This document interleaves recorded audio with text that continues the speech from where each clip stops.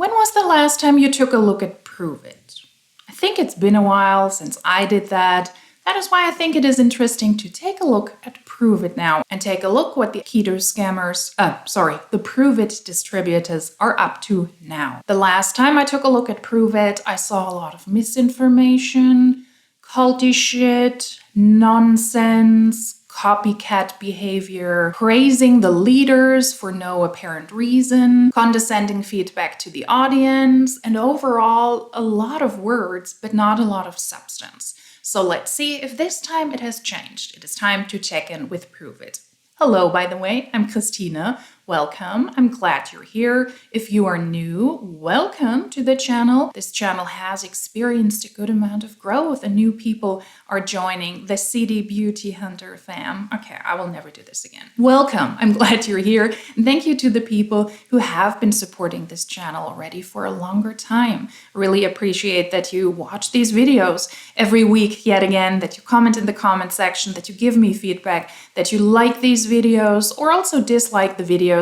Both is appreciated very much. So welcome, let's check in with Pruvit. What are the Pruvit huns up to? The first post from a Pruvit rep is titled, Listen to Your Gut. I titled it like this, but it is about trusting your gut feeling. 6 years ago, my mentor was terminated. Then they held a company call to bash her by name, mind you. My heart was shattered. I was 6 months in business and had no clue in my head who to believe, what to do, or what to think. But you know what? My heart knew exactly what to do.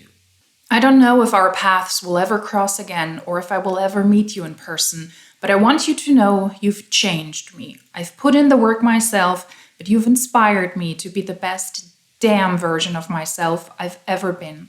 And for that, I am forever grateful. Jessie Lee, Blackheart. Is that foreshadowing? My heart is spinning. I can't process enough to know what to think or feel. I'm going with my gut on this one since everything else seems broken. I don't know if you can answer, but you know your tribe isn't going anywhere. Please don't call people tribes. Thank you. I know, babe. Red heart emojis. I love you. At I'm Boss Lee. I've been let down a lot in my life, but August 16th, 2017, I took the biggest leap of faith in my life, and that's how I became one of the original 8. Not by being a top earner, but by taking the leap when everyone else ran. Well, if you're one of the original 8, then other people also went with that leader, just saying so. Not everybody else ran. I'm wearing hoops, that's why the response might be a little bit sassy today, but I think that is quite appropriate with Pruvit. 6 years ago, I followed my gut for the first time in my life. Something said, trust her. And from August 16th, 2017, my faith in her has never wavered. I'm so grateful my gut guided me and she turned out to be the exact opposite of who they tried me to convince she was. I challenge you to listen to your gut this week and act accordingly. If something doesn't feel right, change it.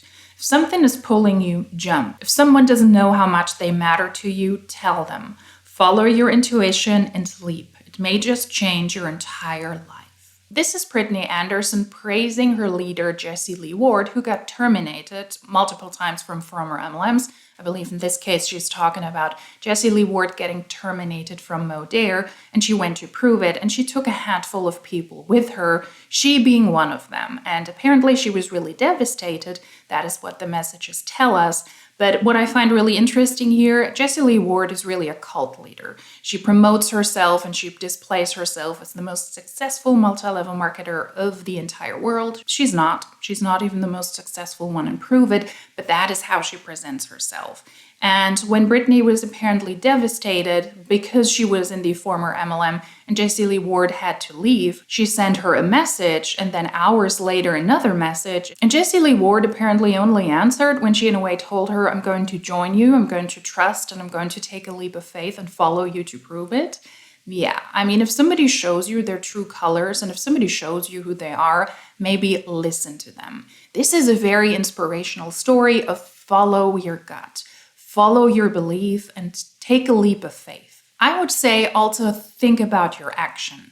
Listening to your gut is a good starting point for a lot of things. Also in my job, I work in compliance, I work in youth protection, And the decisions I make there, they're not based on my gut or my heart, but they have to be based on actual factual information. But listening to your gut, if you take a look at content or if you take a look at a project, if your gut tells you, ooh, something is wrong, that can be a good starting point. And it can point out that maybe something is off and you need to figure out what it is, but you need to back that up with factual information. In multi-level marketing companies, I would argue it is the exact opposite. People do not necessarily want you to take a look at actual data, at actual factual information, to take a look at compensation plans and at income disclosure statements, but they really want you to jump in head first and really believe in the cult leaders, in the uplines that are apparently almighty. The same in Pruvit, and Jessie Lee Ward has really pushed this to another level. Jessie Lee Ward, in my opinion, is not a great leader. I don't believe that she is really looking out for her team. People that were on her team before, they spoke out about that publicly. Aaron Bees is very vocal about this and really has lifted the culty veil. Jessie Lee Ward does look out for the people that she needs, that she profits of. There's a certain conditional relationship attached to that. But if you're not important to her anymore because you don't make a lot of money, you're being cut out and you're being thrown out of the inner circle just as quickly as that while she still profits off of you. And I believe taking a leap of faith, trusting your gut, is exactly what you need to do in an MLM, or at least how you need to promote that, because factual information and data will not lead to the desired success. Following your gut, I think, or listening to your gut rather, I think is really important. Then take it from there, take a step back, take a look at the factual information, and then make a decision when you are not in an emotional state. I think that will bring people a lot further than just taking a leap of faith. Okay, so I guess that hasn't changed. Culty crap, check. Speaking of culty, let's take a look at Jessie Lee Ward, what the almighty leader is up to at the moment. Someone lied to you and told you it was going to be easy and you believed them. Or they told you it would be hard and painful at times and you didn't believe them. Oh, you can all win, sure, but do you have what it takes to do so? That's up to you. I gave up my 20s. Well, that's concerning. You can't find a photo of me at a bar or at a club or out with friends. I sacrificed constantly for a life I knew could only be a few years away. Let's talk about this first. That is a narrative that I see a lot in multi-level marketing companies, and it is rather condescending. There is a place for everybody in MLMs to be successful, but did you do what is necessary to be successful? Did you put in the hard work or not? And if you are not successful, it is because you didn't put in the work, not because it's a corrupt system that is working against the majority of people in multi-level marketing.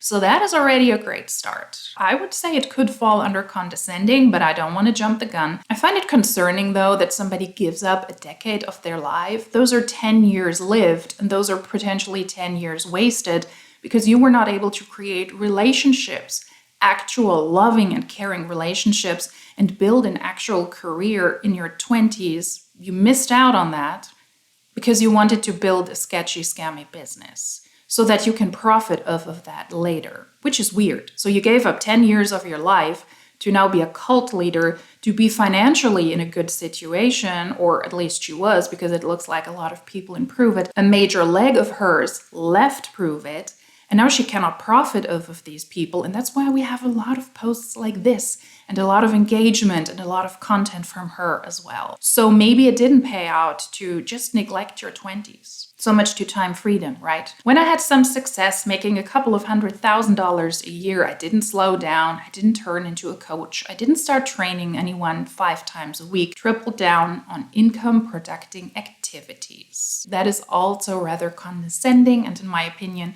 a way for her to embellish and to really push herself up. That is a character trait that this person displays a lot on social media. I had some success. I made a couple of $100,000 a year, knowing very well that most people in MLMs are not able to do that. Not because they didn't put in the hard work. Not in Pruvit, not in Modare, not in Slumber Party, or whatever other MLM she was in. It is just not possible because of the business model. So that is also a check, I guess, for misinformation, but let's not judge yet. I still have days like the second one where I've chosen to sacrifice and I feel temporarily miserable as I watch people gallivant all over the world on finance trips or by racking up debt, and I remember, I have what I have because I was willing to do what others weren't to get what others never will. The success formula really is simple. Work hard, make money. All those hours you don't remember partying because you were blacked out anyway, I made progress. For a decade, it shows. It is not too late to discipline yourself and choose to win. Will you? Okay. That is definitely condescending, that is definitely culty, that is definitely misinformation, and it's like Pruvit caca. Yeah. Still the same when I checked in my last Pruvit video. Most people in multi-level marketing companies are not successful because they didn't put in the work. Luckily, lots of people join, and after a shorter period of time, they realize this is not for me. This is a scam. I'm pumping money into a system that doesn't pay me back. The system of multi-level marketing is built for the majority of people to pay into the system so that only very few people like this can profit. I don't doubt that Jessie Lee Ward had to put a lot of work into her MLM career. I don't doubt that most leaders put a lot of work into their careers, but so do the people at the bottom. And they're being pushed by posts like this, being yelled at, being treated really badly because their leaders tell them if you're not successful, it's because of you. You didn't give up your 20s. You were blackout drunk. I wasn't. That's why I'm successful now. So put on your big girl boots and start working. And that couldn't be further from the truth because people who are at the top of MLMs, they know very well that only few people can succeed financially. And that kind of behavior is actually gross. And while I don't disagree that it is not a great choice to get blackout drunk a lot in your 20s, in your teens, in your 30s, why go that route? Why go that far? It is okay when you're in your 20s to go out, to party, to have fun, and to build a career and an education as you go along. And to finish this off, Jessie Lee Ward isn't successful in multi-level marketing because she was putting in the work, because she was the hardest worker in the room, because she gave up her 20s. She was able to recruit a lot of people and create a cult-like environment. She was able to carry people over with her from one MLM to another. The first post shows that perfectly. That is an achievement of their downline. Let's not forget this. You cannot rise in multi-level marketing companies to the top ranks just because you're good at sales. You have to recruit a lot of people, and the success ultimately lies in your downline. They need to sell, they need to purchase, they need to recruit. And then you can be successful as the person who joined early and who recruited these people. So the success of an MLM leader is very much based on their team. But enough of all of that misinformation, all of the culty crap, all of the condescending work. Let's take a look at another Pruvit distributor. Maybe something has changed with the way they present themselves on social media and the business opportunity. I just finished a live and it was really good, and I started talking about a lot of things in the beginning, and then I started to kind of shift my point, and I was talking about how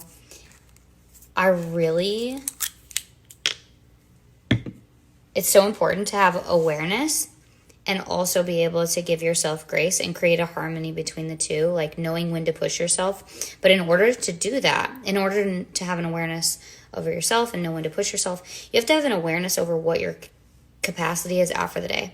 And so if your capacity is at an 80, then yeah, you can push yourself a little bit more. But sometimes life happens and it goes from an 80 to a 20. And if at the end of the day you're at a 20 or at any point, and you look back on that day and you're like, did I give it everything that I have? Well, you're not necessarily going to push yourself and be uncomfortable when you're at a 20. It doesn't make sense to give everything you have to your business and getting up. You feel me? Like, if you have 20, then why, especially with I have 3 kids and a whole husband. If I give everything that I have left to pushing myself to check every box in my business off for the day and get everything done, that's what leads to burnout. And so if I look at my day and I'm like, you know, I've been at an 80, or I'm at 100, or I'm at this, or I'm at that. And I look at what I have in my tank, and then I can decipher and have an awareness over, okay, here's where I can push myself. Here's the things that I know that I can get done and feel really good about, being uncomfortable and stretching myself. But at the same time, this is why I don't like the word grace, because sometimes people give themselves grace when they were at an 80 and they really didn't give everything that they had for the day. And so don't allow yourself to have hustle culture be a negative thing for you. Just have an awareness over where you're at and where you should and shouldn't push yourself. So I wanted to kind of just say one more thing on that, is that I don't ever want you to feel like, I don't want you to listen to what I just said and feel like, oh, compare yourself or think that I'm telling you how you should push yourself or shouldn't. Like, you know what your 80 is, I don't. And it's also kind of me speaking to myself of just like, Courtney, be more aware of when you're at an 80 and when you're at a 20. And sometimes for me, it's like, I feel like I'm at an 80, but I got so distracted throughout my day. And that's whenever giving myself grace almost pisses me off, because I should be able to do that a little bit more. But it's like, I know what I'm capable of. So if I have more to give, then, and so it's like, it's a battle. It's a battle with my mind. It's a battle for me as well. What do those Pruvit products do? What do those ketones do? I mean, they're eating those like candy when they're on their social media. What do those Pruvit products do? Create lots of hot air and lots of words? What was this about? This talk about 80 and 20. What I believe she's trying to say is manage your energy wisely. You know when you're capable of more, and you know when to take a step back. Push yourself when you feel good, when you feel strong, when you're able to work a little bit harder and to push yourself a little bit harder so that you can achieve something. But also when you are at a 20, take a couple of steps back and don't push yourself there, but push yourself when you're full of energy and see where you can go. And hustle doesn't have to be toxic, but you yourself need to know your limitations and your boundaries. And then push yourself when you're able to, and take a step back when you're not. At least that's what I heard. And I don't disagree with that, if that's what she's trying to say, although I don't know what my 80 and my 20, what they're going to be. That's supposed to be my age or my energy levels. But aren't Pruvit products designed to give you energy? So in theory, you could push yourself even when you're at a 20, because the Pruvit product, they will give you that explosion of energy. Isn't that what the Pruvit huns always claim? Why are you at a 20 when you shill those magical ketones that will give you energy? My assumption really is that Pruvit products, they just create a lot of words. But let's see. Maybe let's take another post from her. Maybe this was kind of a slip up. Someone talking about that has actually come to our events. He's a well-known speaker. He's worked with Tony Robbins, and he just, like, for a very long time. And he just did Unleash the Power Within. He does a lot of his events. So he was on his way home, and at the store he saw a can of liquid death. And he made a post about it, and he goes, "Would you drink this? This thing looks disgusting." And long story short, the comments kind of go a lot of different ways here. And ultimately, like, I replied to a couple of them, and they're like, it's just water. And his point that he's making is that the marketing of it, along with the name of it, is powerful on your mind.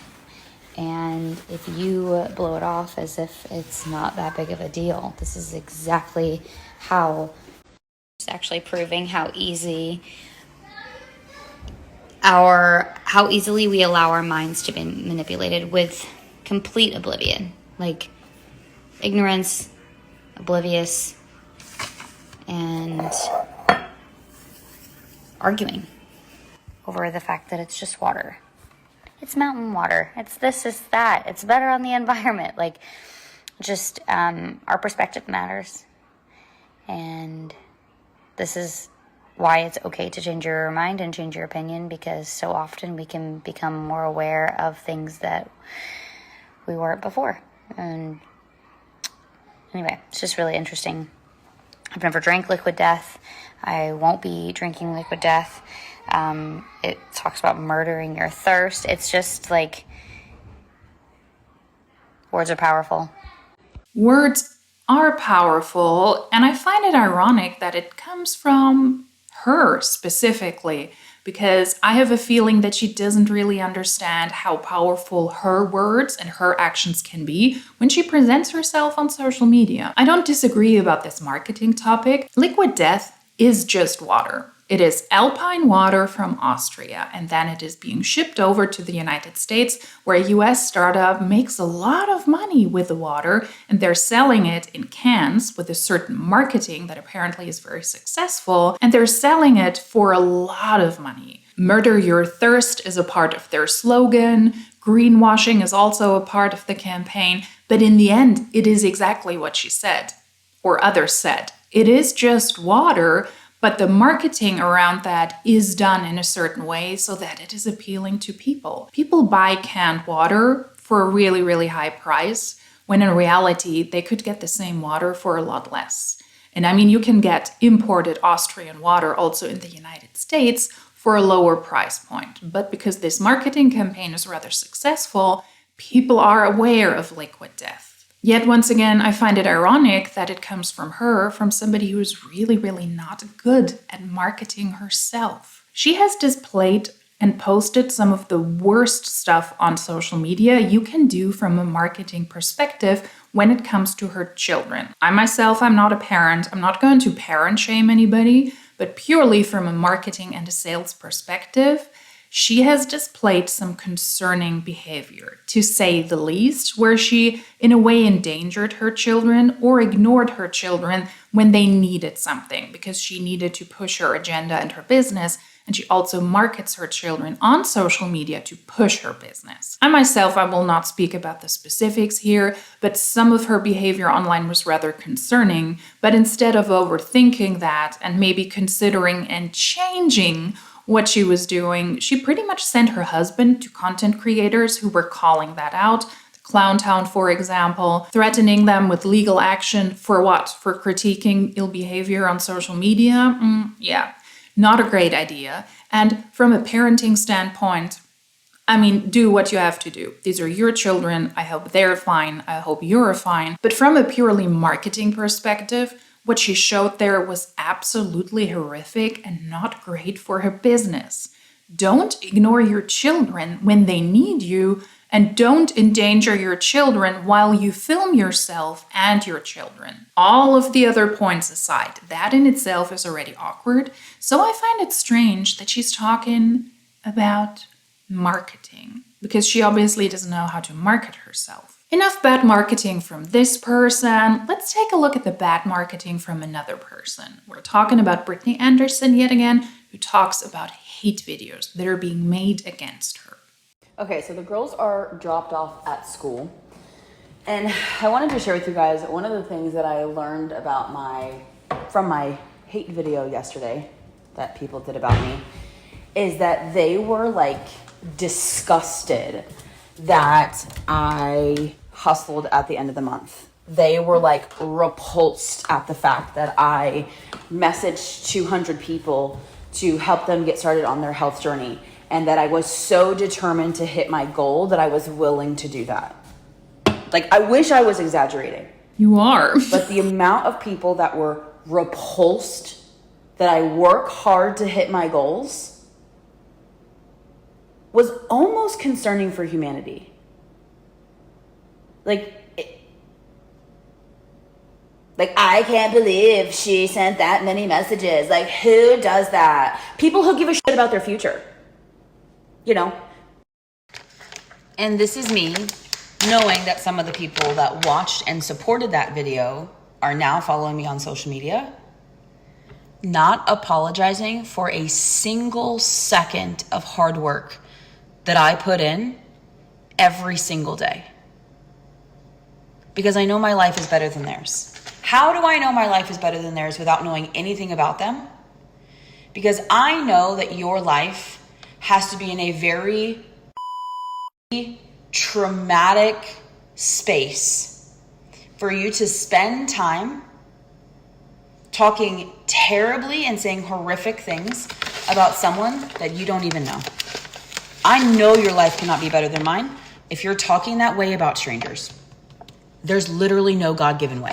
So, mixing up ketones, and we're gonna go for a walk. I hope that walk helped her to calm down. I think creating an echo chamber and creating an us against them mentality also checks for culty-ish, right?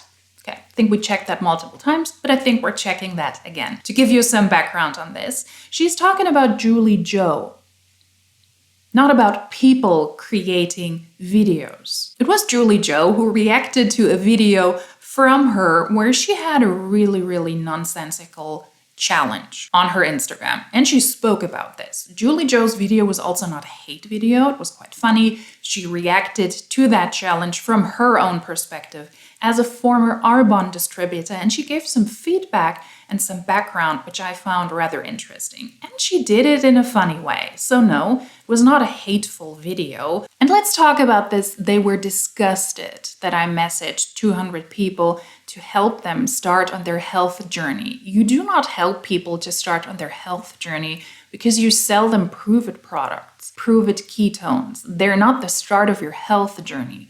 What they are is a very culty drink that is very much overhyped in my opinion, that is overpriced, and it will give you energy and it might make you shit your pants.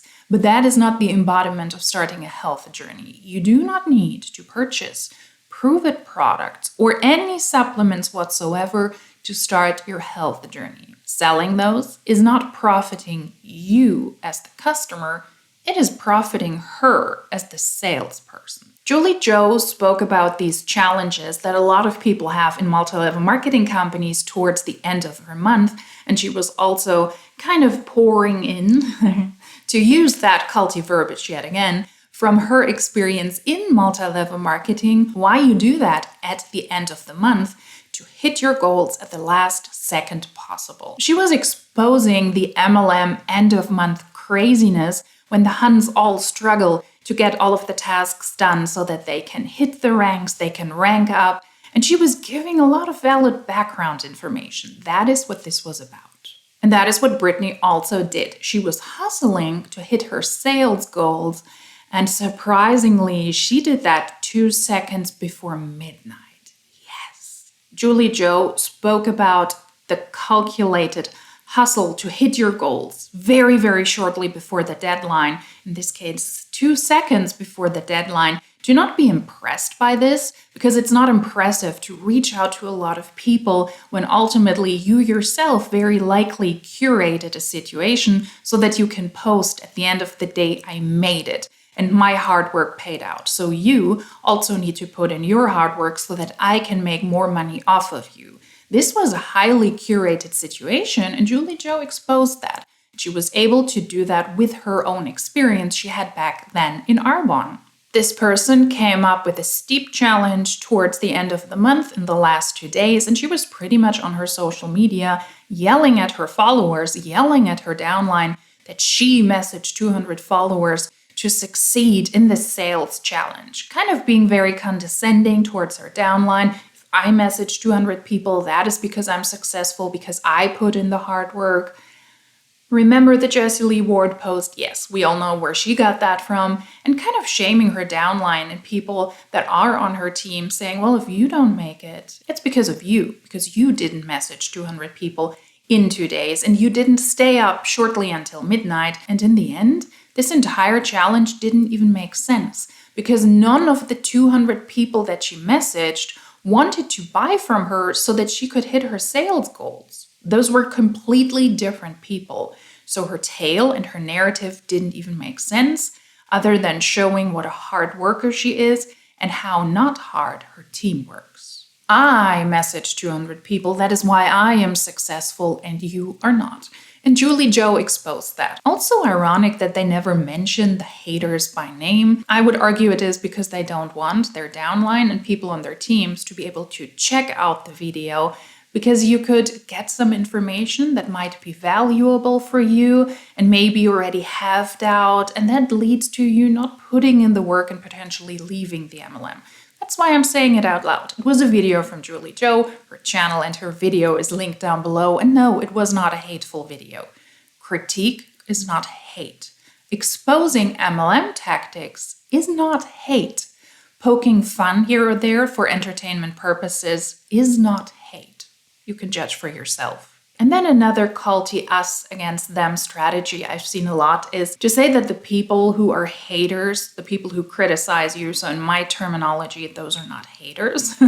Those are people that critique you. They have to be miserable. Because why else would they spend time to expose my weird tactics? Their lives must be miserable. Yet she didn't come back with any factual information, but rather to create a further divide. Don't look at the person who critiqued me because they're haters, and let's pity them because their lives must be miserable. How does she know that, not having spoken to the haters herself? So she's making a lot of claims here, and it is very, very good, in my opinion, to take a look at posts like this because it is a very general statement. Critiquing somebody for sharing misinformation on a public social media profile is not hate. It is criticism. And no, that doesn't lead to the person critiquing you being miserable. It could be that they were miserable that day. It could be that they were happy that day. But that is not the conversation we're having here. It is in a way a tactic to put a veil over the actual topic. What was criticized and why was she criticized for her post? Because nobody was disgusted by what she did. It was a tactic that was being exposed. And it doesn't lead to the ultimate conclusion that these people have to be miserable, because we're not talking about haters. We're not talking about people who are on their social media who are telling you that you're horrible, that you're ugly, that you're fat, that you must be super lonely, that nobody likes you, you should unalive yourself. Those are haters, in my opinion, and I would argue, yes, there's something wrong, because it is more of a representation of what is going on in their lives rather than the people they try to attack. If you don't have any information, if you don't have any data, if you don't have any facts, you need to venture into those tactics, just like she did here as well. Everybody who critiques her is a hater, and those people have to be miserable. So don't take a closer look. And now message 200 people. And in a way, I personally, when I see people use tactics like this, I always hope that they wake up at some point, that they're able to break out of this echo chamber. But then again, I also think, well, maybe it's better if they don't, because that must be quite painful. Speaking of painful, let's check in with Sasha, the German-speaking Pruvit grifter, distributor. I don't know where that is coming from. Guess it's the hoops. Shouldn't wear them in the next video. Let's check in with Sasha and see what he is up to. Having things isn't fun. Getting things is fun. Enjoy the journey. If you think nutritious food is expensive, try illness. If you think lifting is dangerous, try being weak. If you think fitness is time-consuming, try waiting in a doctor's office. Short-term costs pay off in the long run. Okay, what does that qualify as? Misinformation, nonsense, copycat behavior. Yeah, I think we checked off all of the boxes that were already checked off in the last video. So it looks like not a lot has changed in Pruvit. I would argue that there's some truth in this post. I don't necessarily appreciate the victim blaming tone, but I do understand the basis of that. But let's not forget the perspective, the person who is posting this and what they're trying to achieve. This is a distributor in Pruvit, and him saying, if you think that nutritious food is pricey, try sickness. Then I would say yes, if you feed your body with nutritious food, you will do a lot more for yourself than just pumping fast food into your body all the time. And unfortunately, people realize that only when they get sick or when they don't feel well. The same also for be active. It is okay to move your body. It is okay to work out and to enjoy fitness, even though it is difficult sometimes. And if you think it is dangerous, then try being weak. And if you think it is time consuming to do fitness, then, consider, because you might be in doctors' offices a lot. I don't necessarily disagree with that, but let's put this into the perspective of short-term costs pay off in the long run. That is something that can be true for some businesses, but not in multi-level marketing companies. This is somebody who is in an MLM, and he needs to recruit people to be financially successful. Selling the Pruvit ketones here or there, or the Pruvit products overall, yes, you can make a small commission of the sales, but the money lies in recruitment. And that is one of the major lies that I hear a lot in multi-level marketing companies. Put in the work now, and then you will see the success later. Similar to what Jessie Lee Ward also said in her post. I didn't live in my 20s. I hustled, and now it is paying off. But that couldn't be further from the truth. MLMs are not businesses where you put in time now, and then it will pay off in the long run. MLM are recruitment-based businesses where you put money in now that will pay off for others, for the top 1% in the long run. So it's a huge misrepresentation of the actual business opportunity. Pruvit is not a long-term business where it will pay off for most people who put in time, who put in work now. You're not actually building up your own business where you have to consider certain starter costs that then will pay off later if you have a business model that is worth it for the customers, that is a smart business with good products or with a good service. We're talking about a scam here, at least in my opinion, but for sure a business model where most people will not see financial success. So that is misinformation. Copycat. And also culty shit. We really did check all of the boxes. So checking in with Pruvit a couple of months after my last video, it looks like nothing has changed. Good to see. And concerning to see. But then again, in a cult-like environment, not a lot of things change. Because if there was a lot of change, then the culty environment would break down. In my opinion, MLMs are cult-like systems. They're financial cults, and they only work in a certain way. Certain boxes can be checked off regularly, and it seems like it is still the case in Pruvit. If you like these culty check-ins, then please consider subscribing. If you like this specific culty video, then give it a thumbs up. If you would like to let me know something, please feel free to do so in the comment section down below. And if you like these types of videos, then hopefully my hoops and I will see you the next time. Until then, tschüss!